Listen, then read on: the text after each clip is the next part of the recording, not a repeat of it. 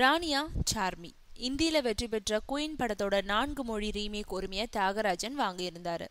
அந்த ரீமேக்ல யார் நடிக்கிறதுன்னு இன்னும் முடிவாகல. இந்த நிலையில சார்மியோட பேர் அடிபடுது. குயின் படத்துல கங்கனா ரணாவத் நடிச்சிருந்தாங்க. அந்த படத்தை கன்னடம், தெலுங்கு, தமிழ் மற்றும் மலையாளத்துல ரீமேக் செய்யும் உரிமையை தியாகராஜன் வாங்கினாரு.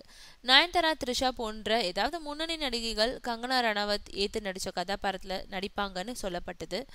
எந்த நடிகை கங்கனாவோட கதாபாத்திரத்துக்கு தேர்வாகிறாரோ அவரை கங்கனா கிரீடம் அணிவிச்சு அறிமுகம் செய்வார்னு தியாகராஜன் சொல்லியிருந்தாரு.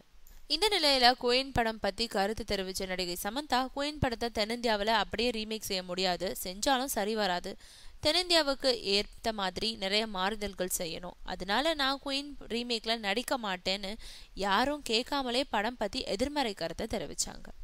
யார் கங்கனாவோட கதாபாத்திரத்தை செய்ய போறாங்கன்றத அதிகாரப்பூர்வமா அறிவிக்காத நிலையில சார்மி நடிக்கிறதா தகவல்கள் வெளியாகி இருக்கு. இது சார்மியோ தியாகராஜனோ இதுவரை மறுக்கவோ ஆமோதிக்கவோ இல்லைன்றது குறிப்பிடத்தக்கது.